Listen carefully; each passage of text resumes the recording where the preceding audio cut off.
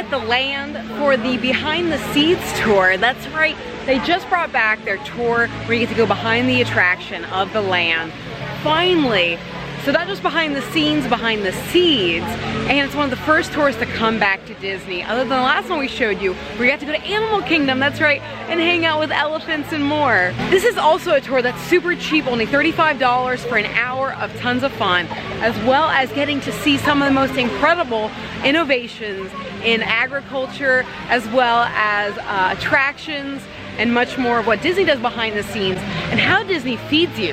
That's right, you're gonna learn that you're eating some of the food you see in there out here. I'm here with LBV TV, where there is never a dull moment in the coolest places and most farmed places on earth. Be sure to hit that like and subscribe button before we get the food party going. Mickey's Mini Garden, some of the tissue culturing. Yeah, it's pretty cool. Oh, you can get lavender, you can get redwood, vanilla, stevia. So we're walking through the exit of Soaring to go on our behind the seeds tour. I love the name, behind the seeds, instead of behind the scenes. Behind the seeds. We'll see what we can film, but I heard you can film a lot. Well, welcome to our integrated pest management lab. So here at the land, we do a variety of ways to manage our pests using different controls. The types of controls that we use here are cultural controls, chemical controls, and also biological controls. If a plant doesn't have healthy leaves, they can't feed themselves through the process of photosynthesis. This is where we have our biological control, or our beneficial insect, which is the parasitoid wasp that you can see in the cases here and up above. So the parasitoid wasp is not a normal wasp, not one that would be able to sting you. The only thing it eats are leaf miner flies. Is the parasite wasp man-made, or is that a natural occurring? It is. It's a natural predator to the leaf miner fly. Ooh. Yeah, great question. Oh, I see them. Yeah, so they're really small inside of there. What else do you notice about them besides being small? They're cute. They're flying around, but what they're Better doing than most for wasps. is they're hunting for the leaf I miner don't like flies. wasps, So but- I actually have a video up here, a little bit of a closer image of the leaf She miner marks fly. So this with is a pheromone. female that you might so be these familiar are with the are leaf miner ladybugs. flies. So ladybugs, right over there. They're partying. Thank you so much. They're like, where's our leaves to eat? Your banana leaves. Oh, that's neat. So she's saying they acacia grow food for our that giraffes. you would get But at everybody Animal loves Kingdom banana leaves. I don't know for the what animal animals. doesn't love technology. What does that mean? That's us using modern tools and techniques to produce more sustainable, pest-ridden plants. So what this means is we're producing a smaller plant that actually makes more fruit. So right now, in order to get a stone fruit like a plum or a peach, you need to have a large orchard. That takes up a lot of space, and for the amount of space, it's not yielding as much fruit as we possibly could because of pests and other things. So what we're doing is they're essentially making a smaller plant that will produce more fruit so we can feed more people, and then we can grow plums, not necessarily in an orchard, but in a greenhouse. Oh. And it is completely sterile. So if you want to see what it the looks only like merchandise up above, completely that's made Mark. on Those are Disney Mark's property. hands. He works in the lab, So just and so you he's know, doing some tissue culture. Mickey is not Yeah. made on Disney property.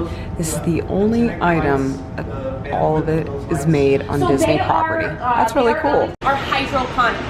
So when I say hydroponics, cool. what do people think of? Water, right? We're growing without soil. And that's essentially High what tour, we're growing high without attraction. soil. Across the way is another really creative method, and that's aquaponics. That's where we're combining hydroponics and aquaculture together. So at the bottom are tilapia. Tilapia are creating some very nutrient-rich waste.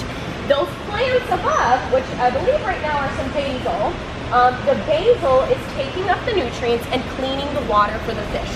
So it's a nice symbiotic relationship between the two. Now, throughout the greenhouses, we're going to be seeing a lot of plants, and at least some part of them, whether it's the flower, whether it's the leaf or the seed, is edible. There's only one plant in our greenhouse that isn't, and he's right over here. So family is a plant that I actually encourage you to touch, and you're gonna wanna see this. So Daphne, go ahead and touch Stanley. You can take your fingers. Oh, he's alive. Yeah! So, I mean, I know all what plants are alive. Daphne just did is she touched the leaves of Stanley. So feel free, you can touch Oh my God! them too. It You looks can like touch Stanley. it looks like he doesn't. So Does he like Stanley it? is a type of sensitive Oh, plant. so cute! So this is It's a like a defense doggy. mechanism, and what Stanley is doing is they are closing Oh up my their God. leaves, and the water from the leaves is going back into the roots. That's so weird. So it's able to save it. And then once you've touched the plant, if there's other people, if you want to step back so other people can also. Stanley's dead. Look, so she hit him, and I guess it doesn't actually kill him. I'm just kidding. So what happens is you smack it. It basically scares them. Show you how to grow your own hydroponic grow tank. That's really neat. Bridget, can you pass these around? How cool. Yeah. So give one and then let people pass them. Oh, thank you. So I'm gonna pass around some of our growing media. Wool. Now I did say to some people Does look that like wool. came to check in that no eating on the tour except for what we give you. Would any of you like to try something in our greenhouses? Yeah. Yes. So before I get it out, I do ask, is anybody allergic to cucumbers or cucumbers, like melons? Okay, if you are, you can just say, nope, not this time. Perfect. Thank you so much, Dad. You can put that right in there. But I'm gonna pass out some cucumbers that were actually harvested this morning. Okay, did you want one, Ashlyn? Okay, all right. Would anybody like a second? Ooh, the nutrient list. It's It's like what we need. separated. I mean, I don't think we need ammonium nitrate though. I think that's not part of the human diet. Do you see the Lowe's home good thing happen over there? For some of our plants, we actually have I want to dine there. Maybe that's what the cucumber lady was trying to do. So at Tiffin's, they are starting a Tiffin's Land Salad, and this is what you'll be eating. They said that these right here feed 1,500 people. How amazing is that? So water will be sent through certain times throughout the day, depending on the plant. Some plants need more water, some plants need less water. But as the water, the nutrient-rich water solution passes through, there's little holes, and the water will come out. All the plants in the rows, they are planted, their roots are right up against this irrigation. Now right behind me is our Casa banana plant. This is I'm really excited for Casa this banana. to grow. We've got one Casa banana here. Once it is fully ripe, it's gonna be a maroon color. It doesn't necessarily resemble a banana, but the taste-wise, it's like a cucumbery, and what you do is you actually take the fruit and you bring it into your house because it's very aromatic. But they specifically will bring it into their closets because it also deters moths from coming in.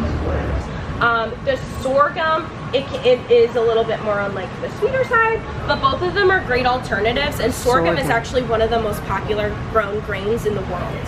Anybody guess what the #1 grain in the world is? It has the juice. Corn? Corn! Corn is the #1 most grown grain. And a lot of people associate it as a vegetable. It's not a vegetable, it is a grain. So, yeah. I thought it was a vegetable too. Yeah, a lot of people are like, oh, I'm having my veggies, I'm having corn. It's actually a grain. Yeah. And sometimes when we get fish from the ocean, it is not always the most sustainable process. Because you have to be very cognizant of when you get a wild caught fish. Because they have different times of the year for breeding. Once again, please remain fully seated at all times. So, for example, salmon. Salmon has certain times of the year where it breeds. If you were to get a female salmon and catch it, there could be eggs in there. And then if those eggs aren't laid, you don't have salmon. So I recommend, if you are trying to look to get wild caught fish, Monterey Bay Aquarium has something called the Snoopy Bar. They used to have an app. The app is not as up to date, so I highly recommend going on the website. It is the most up to date, and it will let you know the certain times of the year to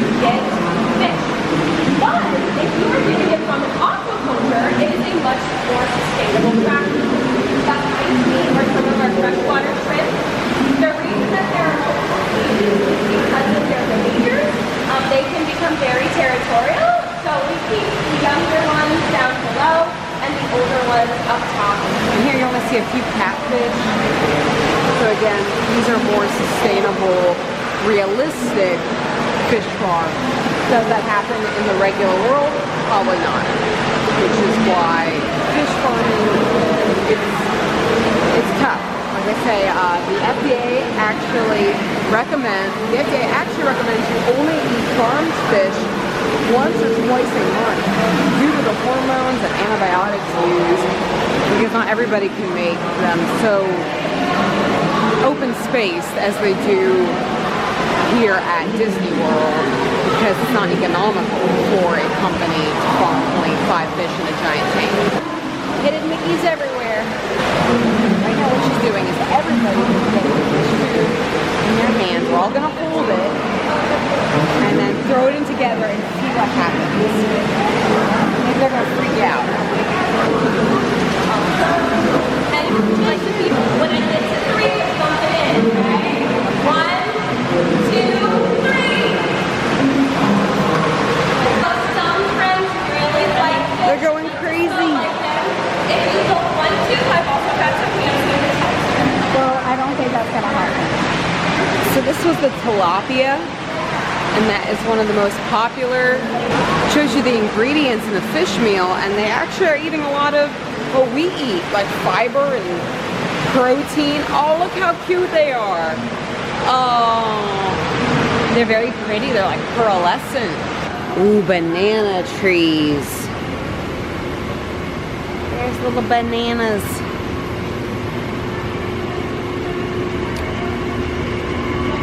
Oh, how beautiful. I don't know what flowers these are, but very pretty. So, this is our spice garden. So I actually have a challenge for you. So I am actually going to get out some of the world's most expensive spices. Ooh. Okay, I'm going to take off the lid and smell it. This one is one of my favorites. So 2 of them you might be able to visually know what they are. One of them might be something that you're not accustomed to. Is that like 40 different spices in there? It's 40. It's Wow. 40 different spices. Wow. Yeah. And that's all grown here. Yes, at least some of them are. And look at Pepper Mickey. So cute. Mickey's pumpkin patch. We gotta do a pepper pumpkin. We're gonna do a pepper. Say it 5 times fast, guys. A pepper patch. Mickey's pepper patch. It's like we're in our own little spaceship Earth. Hello, humans. Oh, look at the barbecue. I see how the lady could have gotten confused getting a cucumber. She was like, oh, there's like all these tables and all these barbecues. This tour is really cool, and it's already been an hour and it just flashed by like that. I would absolutely recommend this. It's only $35. Again, the price of a pair of Mickey ears, and you get to eat the stuff here, learn really cool stuff, see things behind the scenes, and I mean, really, really neat information. Great, obviously, tour guides. Disney cast members are amazing. And you get to see, again, behind the scenes of one of your favorite attractions. Or even if it's not your favorite attraction or one of your favorites, it is one of the neatest experiences just to see anything that Disney makes behind the scenes. We got to feed fish, we got to eat the cucumbers, smell the world's most expensive spices, see so many Mickey-shaped vegetables, foods. I did see from far away a Mickey pumpkin that they were growing. It's in the actual attraction, you can see it there. So let's give away another shirt from shoplbd.com. Let us know in the comments. You can comment twice. What is your favorite moment in this vlog? I can't choose. I think I liked feeding the fish. I think that was fun. Because, you know, or the bugs. I never really thought about how do you control the bugs in conjunction with the actual plants. Oh, it's Stanley time. I take it back. Maybe my favorite part is Stanley. Stanley, it's okay. We're friends. Stanley, No, not a stand. The behind the scenes was an awesome behind the scenes. I love this again. It was neat also seeing everybody on the attraction. And if you had a great time, make sure to hit that like and subscribe button for never a dull moment in the most magical places on earth and the most growing and beautiful places too, like the land. And I've never seen so many hidden Mickeys before, or maybe they weren't so hidden. They were pretty big. Even Mickey's pumpkin badges. As we end every vlog, like Mickey always says, see you real soon.